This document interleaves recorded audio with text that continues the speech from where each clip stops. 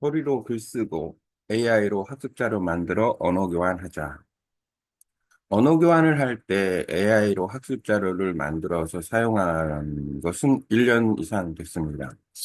간단하게 AI를 활용해서 단어, 문장, 대화, 이야기 등을 만들어서 언어 교환을 할 수 있어요. 아주 쉽습니다.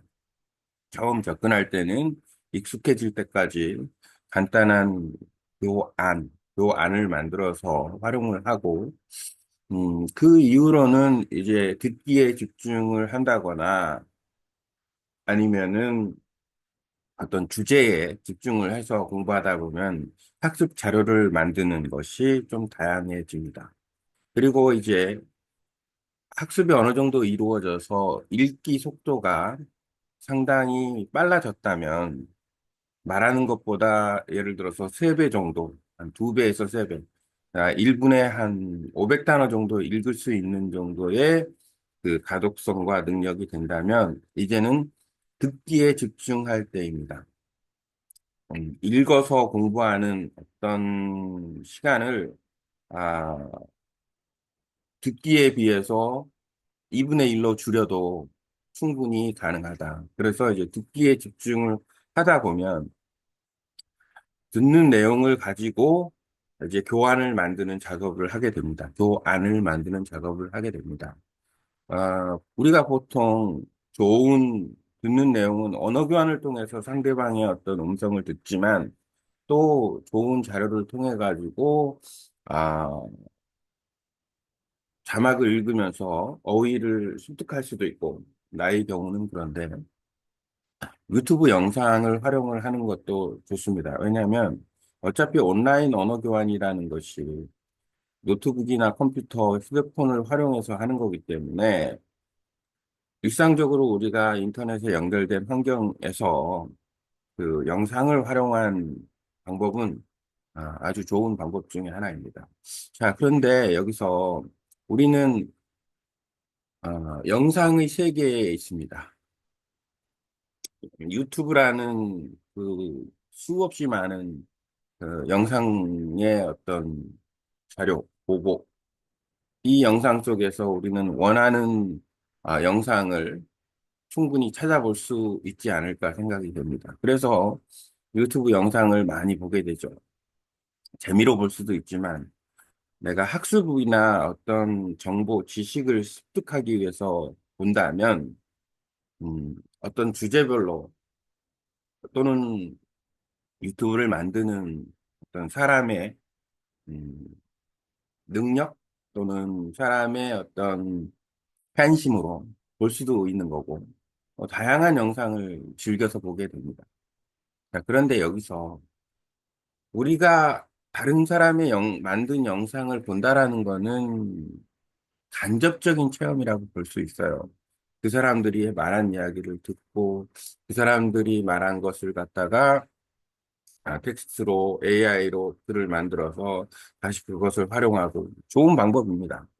그것은 뭐 그 사람이 말한 거나 책을 읽는 거나 똑같은 방법인데 여기에서 이제 가장 중요한 요소 중에 하나는 뭐냐면 왜 우리가 언어를 공부하는가 인가를 잘 알아야 돼요.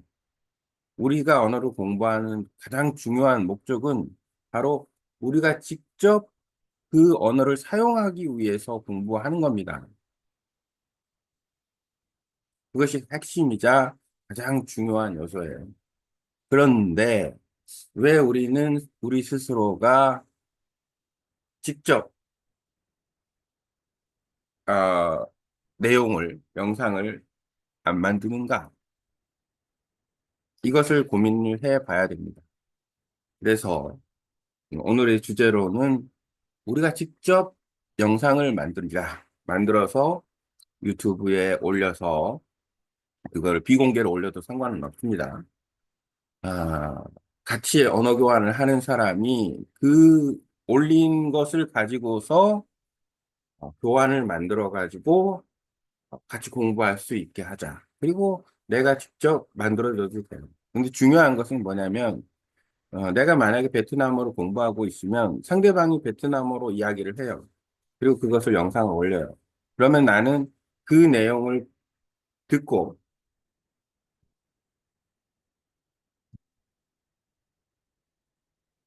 그러면 나는 그 내용을 듣고, 뭐 자막을 통해서 듣고, 그리고 그것을 그 사람이 말한 어떤 내용을 글로 바꿔서 충분히 어떤 그래스라는 걸 이용해서 충분히 바꿀 수가 있으니까 AI를 활용해서 그 사람이 말한 내용의 어떤 주제에 대해서 컨텐츠를 받아서 다시 그 사람과 이야기를 그 내용을 가지고서 공부를 합니다. 그러면 어떤 효과가 있을까요?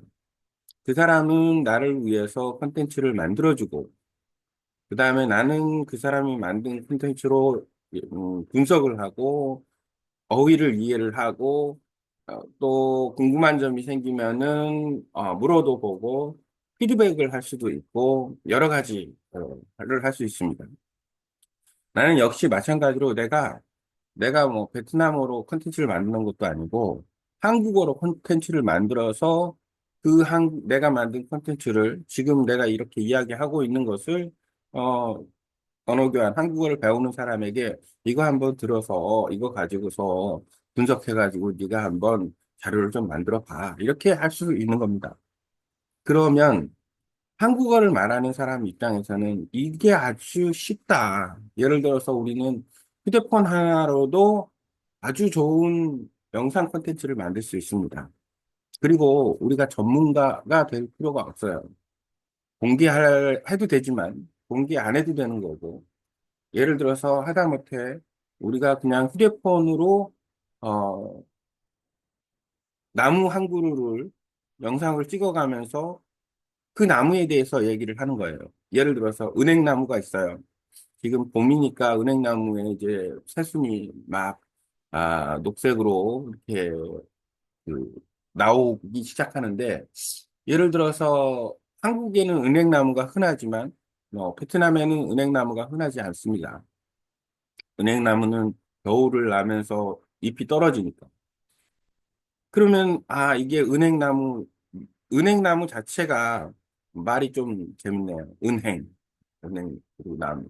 은행나무에 대해서 얘기를 해요. 이 나무는 은행나무이고, 은행나무의 잎은 부채 모양이고, 봄에는 새싹이 이렇게 자라서, 어, 크게 손바닥 반 정도만하게 자란 다음에 그 다음에 이제 열매가 맺고 은행이라는 열매가 맺는데 은행은 열매 속을 까서 보면은 그 녹색의 그 열매가 있는데 그것을 아, 요리를 해서 먹기도 하고 술안주로 먹기도 하고 맛있는 요리로 쓸 수도 있고 그 다음에 은행잎은 가을이 되면 녹색에서 점점 색이 바래져서 노란색으로 물들고 그 다음에 노란색으로 물들어서 떨어지는 그리고 겨울을 나는 그런 나무다라는 것을 내가 한국어로 얘기하는 게 어떤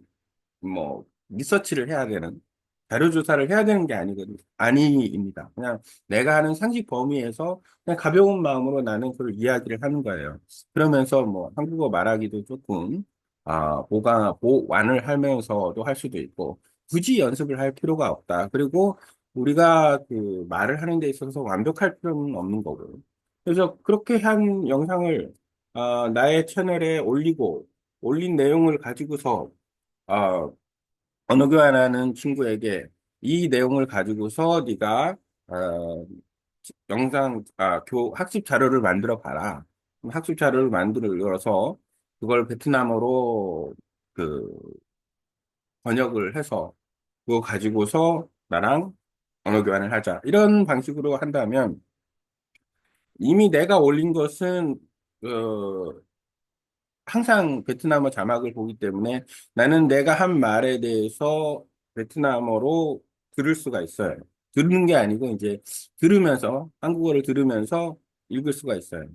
나중에 미래에는 베트남어로 말하는 것까지 나온다 그러면 더 아주 훌륭할 수 있겠죠. 그리고 나서 이제 언어 교환하는 사람과 내가 한 얘기를 베트남어로 들어가면서 이제, 어, 그 사람이 궁금해하는 것을 물어도 보고, 나는 내가 한 표현이기 때문에 이게 이제 가장 중요한 요소 중에 하나인데, 아, 앞부분에선 간접 체험을 하면서 공부하는 것과 내가 자료를 만들면 직접 체험을 하면서 공부하는 건데, 앞부분에선 간접 체험을 하면서 공부하는 것과 내가 만들어서 공부하는 것은 직접 체험을 통해서 공부하는 거기 때문에 상당히 효과적인 학습법이 될 수가 있고 또 가장 중요한 요소 중에 하나는 뭐냐면 이 어휘력 습득이 훨씬 더 빨라진다라는 장점이 있습니다. 이건 왜 그러냐면 간접 체험을 하는 것은 우리가 그냥 예를 들어서 관광을 갔는데 그냥 흔히 보는 것을 쭉 둘러보고 나서 오랫동안 기억할 수 있을까요? 잘 기억할 수가 없습니다. 왜냐하면 그게 뭐 중요한 게 아니기 때문에. 근데 만약에 우리가 탐험을 하거나 모험을 했다고 생각을 해봐요.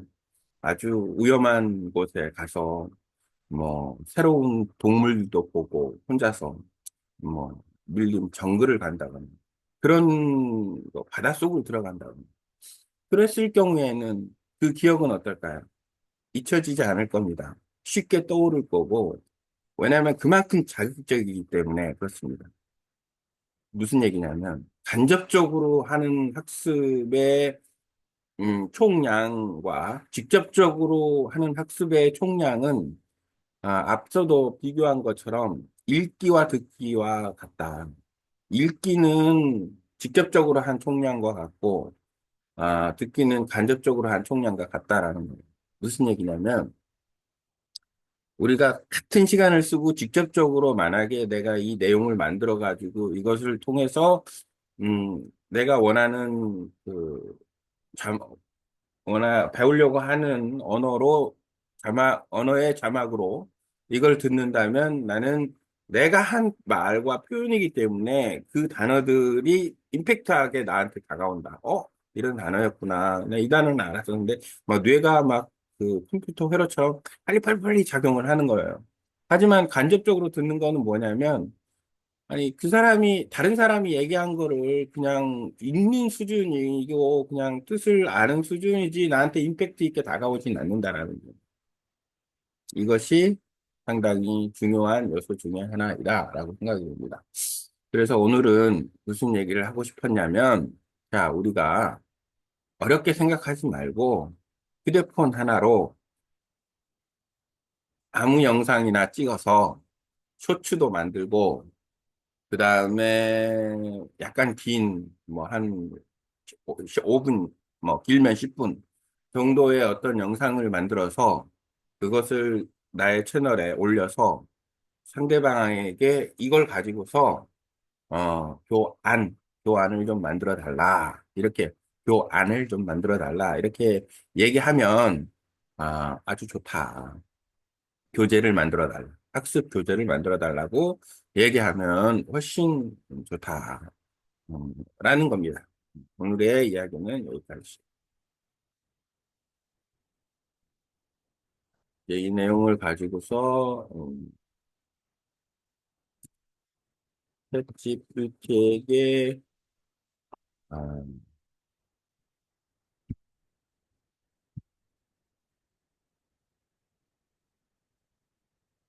몇 페이지 분량을 얘기했나요? 아침에 하나, 둘, 셋,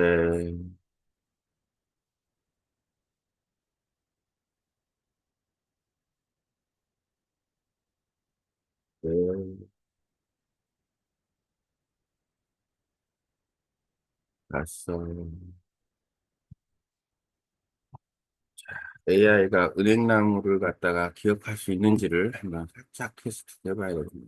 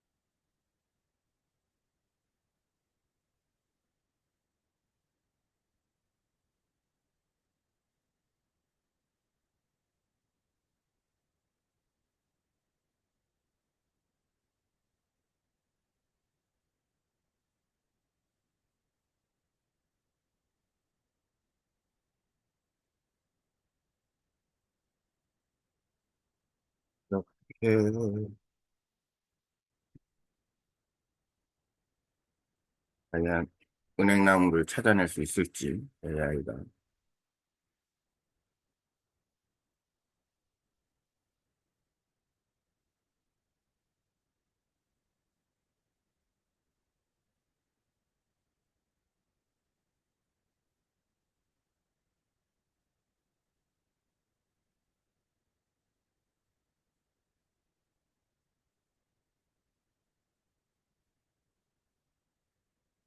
어, 은행나무 이야기를 만들어내는.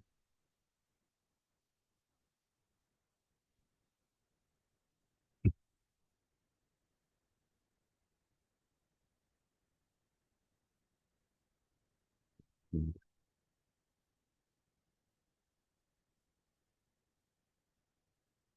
뭐,